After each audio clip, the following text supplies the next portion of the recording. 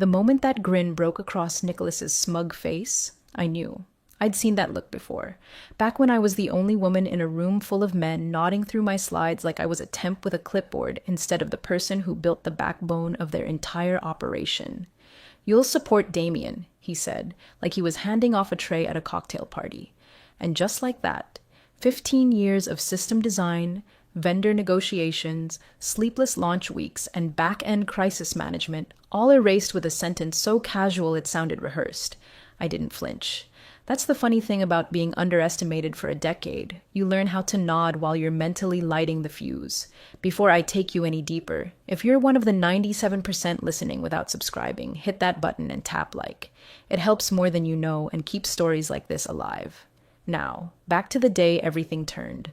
They thought I was their in-house architect.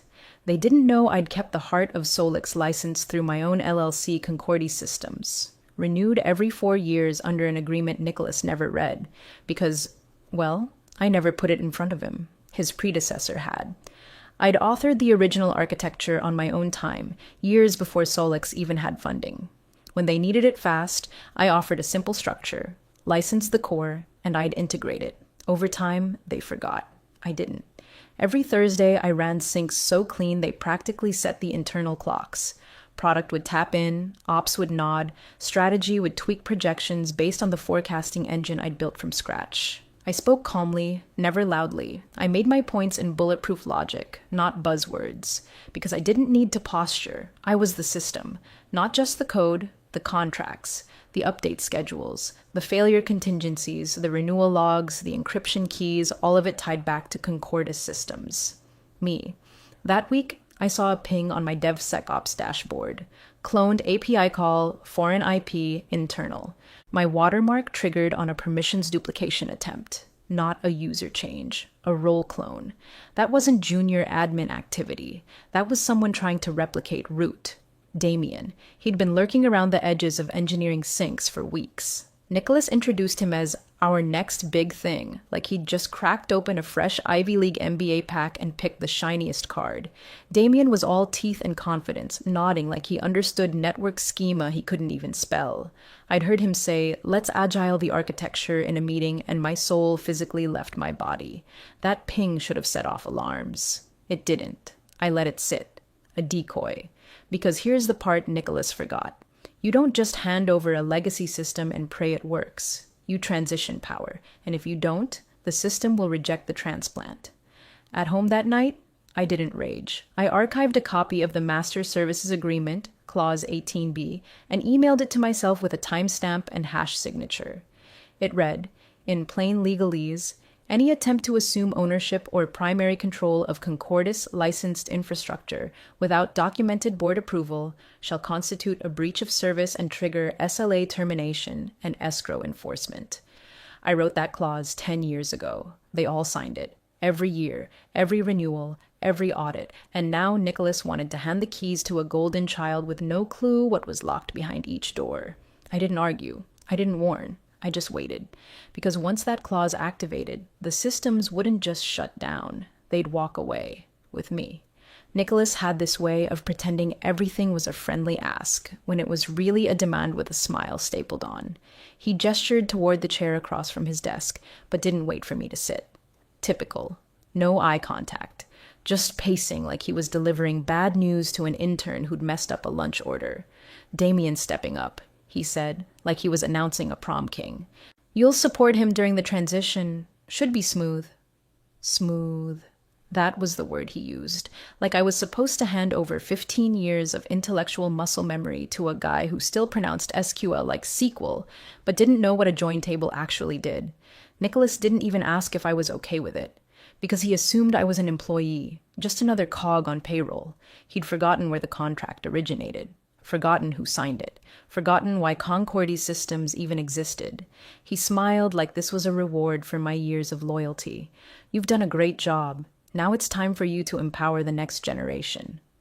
I didn't correct him, didn't remind him that the so-called empowerment plan violated every binding clause in the infrastructure agreement his predecessor had locked in after our Series A, didn't mention that the system they used to generate their quarterly forecasts? Licensed. The automation scripts that ran their inventory pipeline, licensed.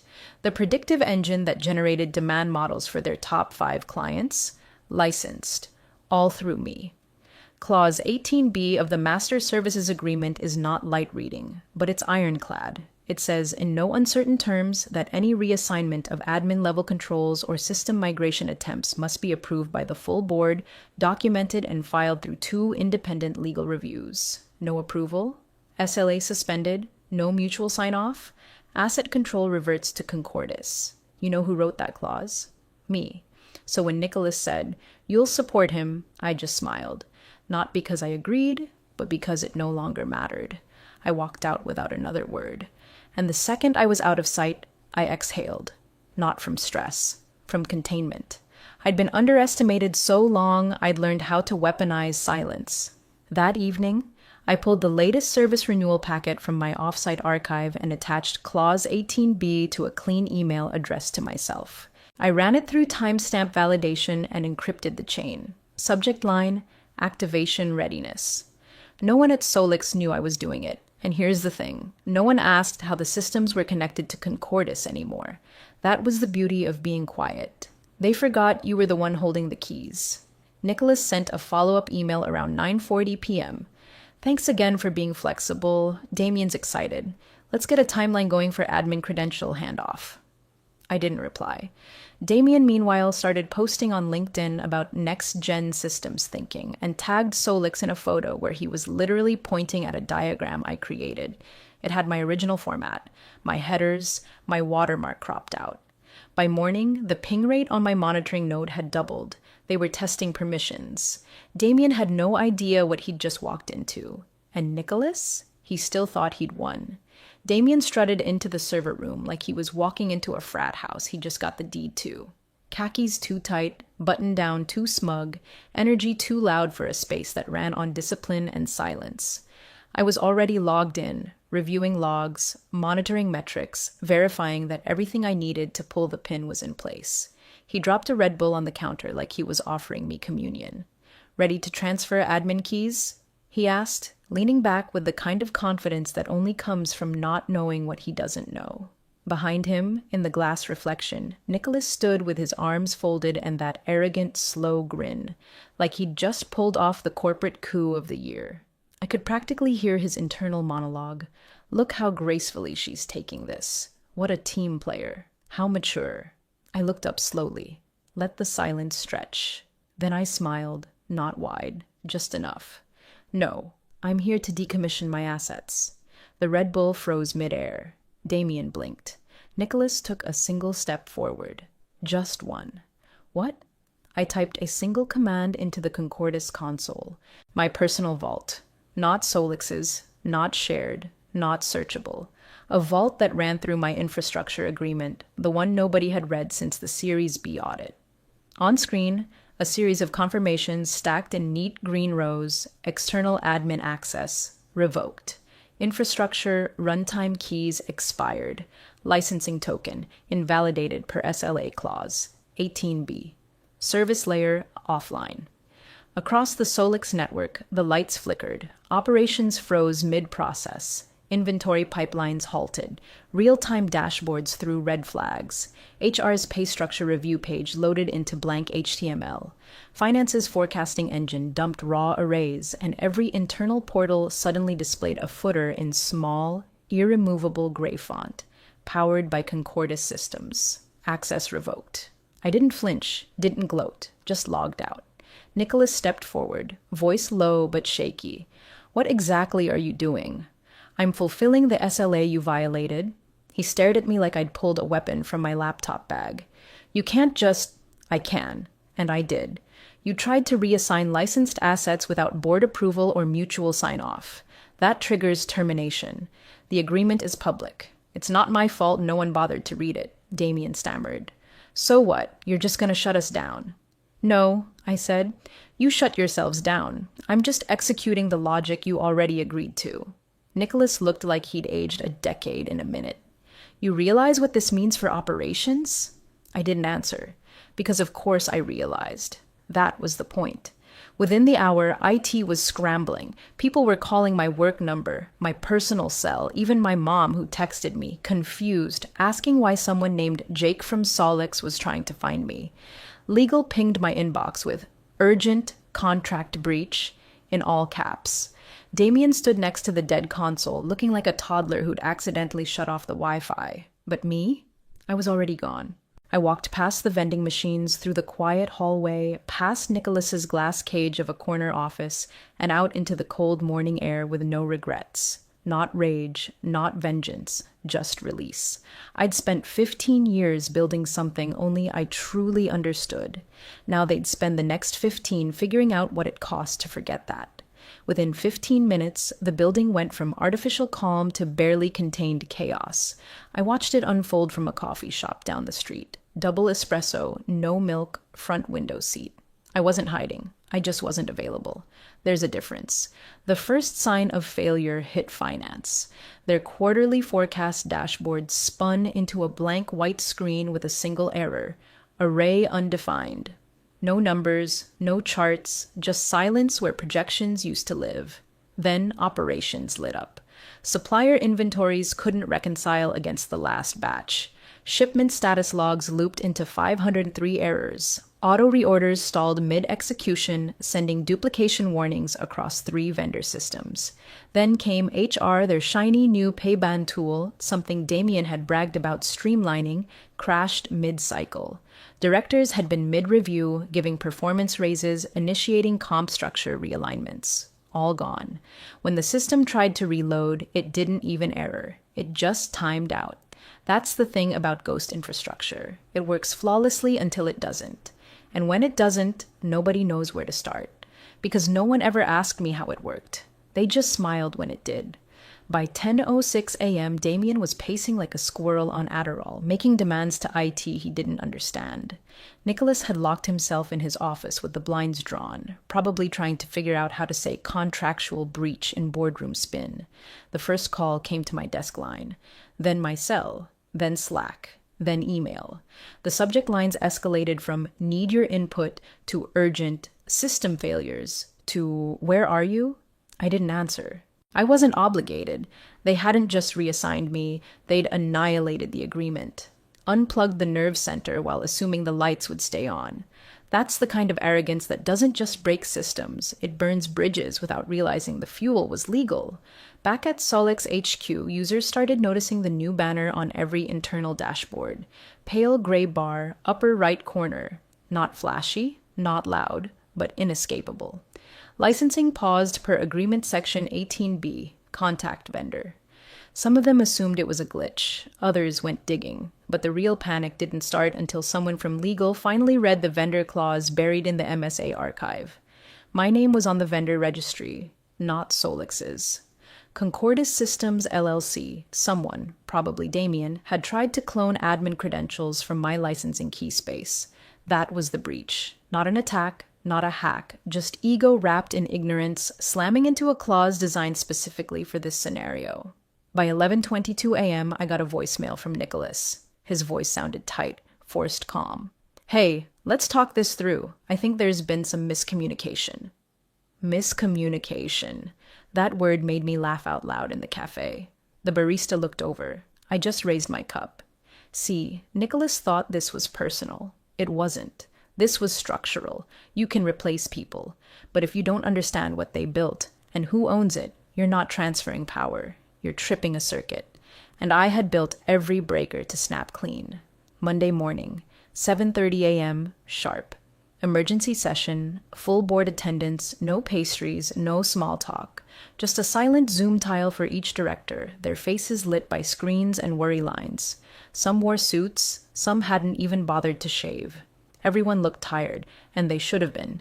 The engine of their company was offline, and they had no clue how to get the keys back. Nicholas opened the meeting with that same politician's smirk he always wore when things went sideways.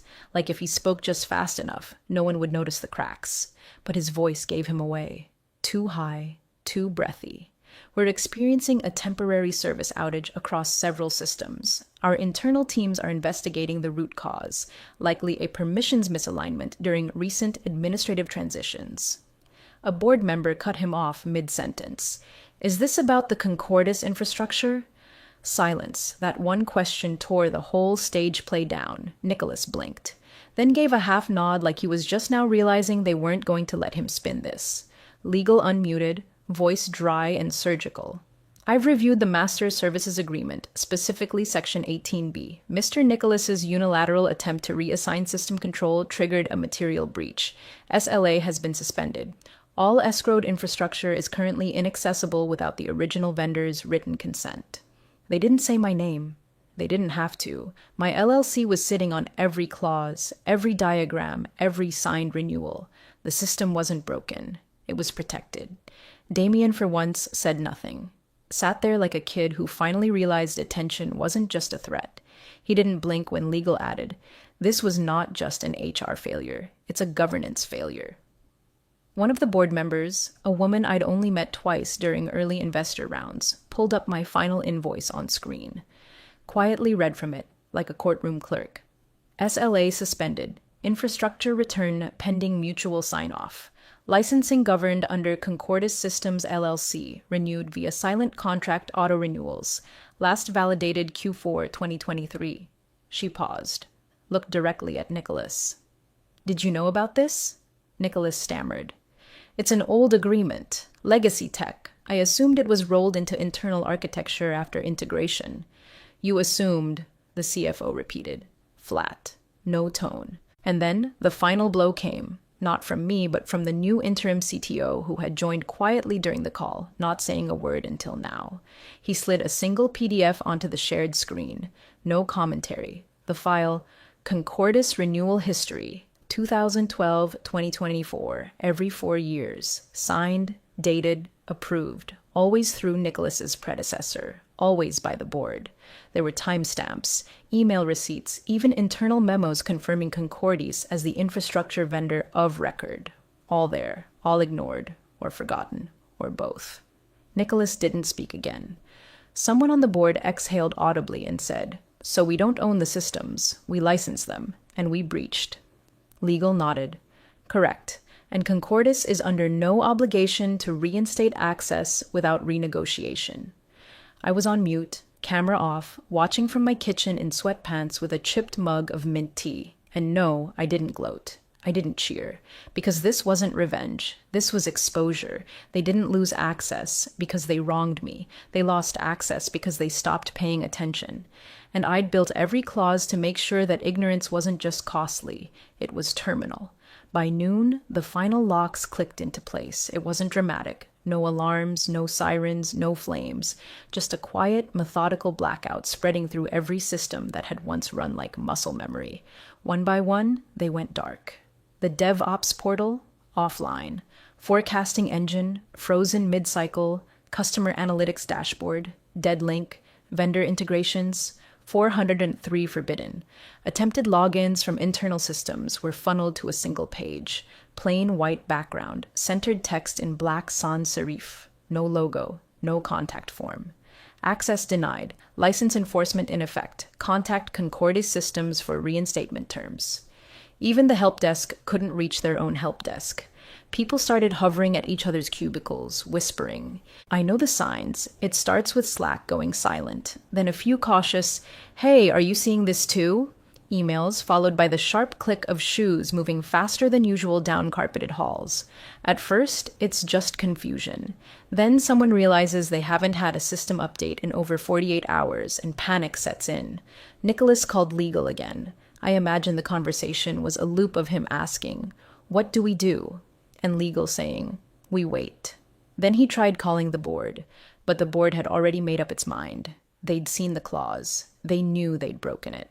So when Nicholas demanded an action plan, the only answer was the one I'd already coded into every layer of the system. You don't own what you tried to seize. The backups? Offline. Concordis verified. The monitoring alerts? Redirected. The patch pipelines? Stopped dead. Even the documentation, every internal wiki page that detailed how to maybe restart the system, had been archived under Concordis control the moment the breach was triggered. There was no restart. There was no emergency override. There was only me. Well, me and the contract they never read. The best part?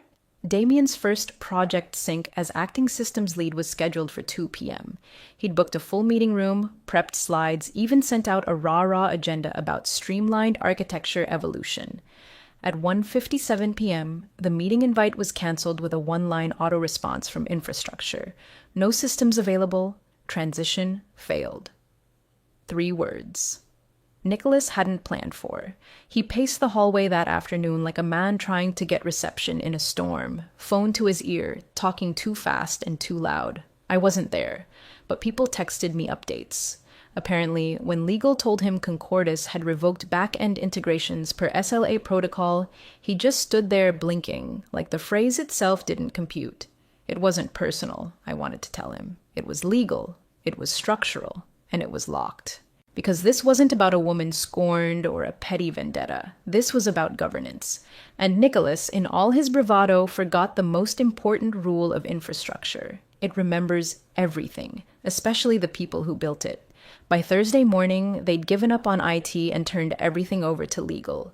3 full days of contract audits, invoice chains, file hash verifications, and archived email logs, most of them untouched since before Damien even graduated.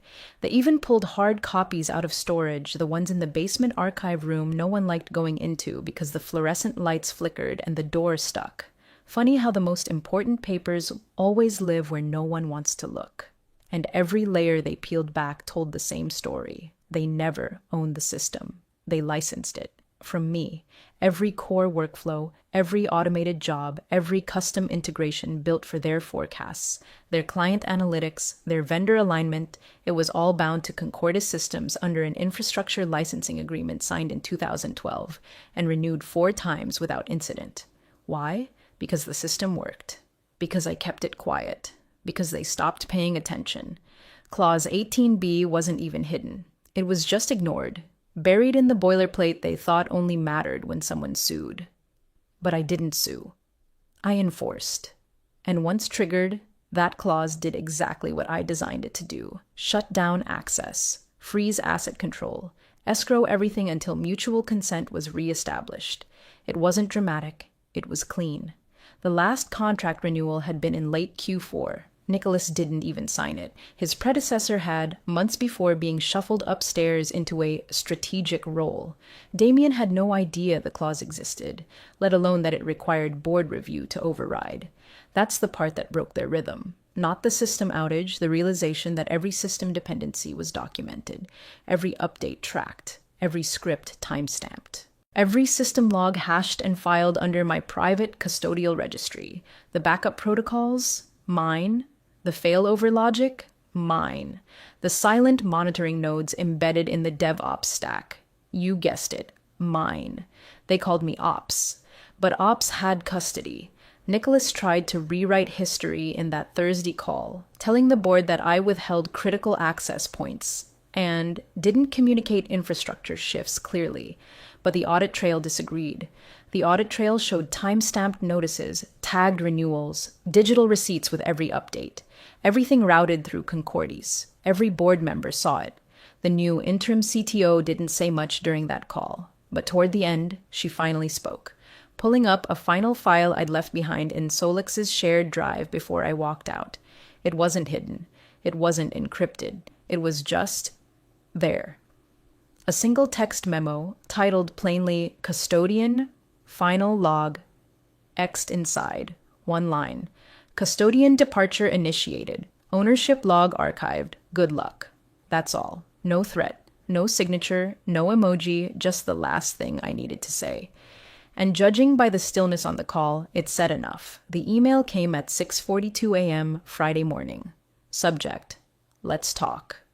It wasn't from Nicholas, not from Damien, not legal. It was from the CEO himself. The same man who once nodded through my infrastructure presentation like he was watching an ad for dish soap.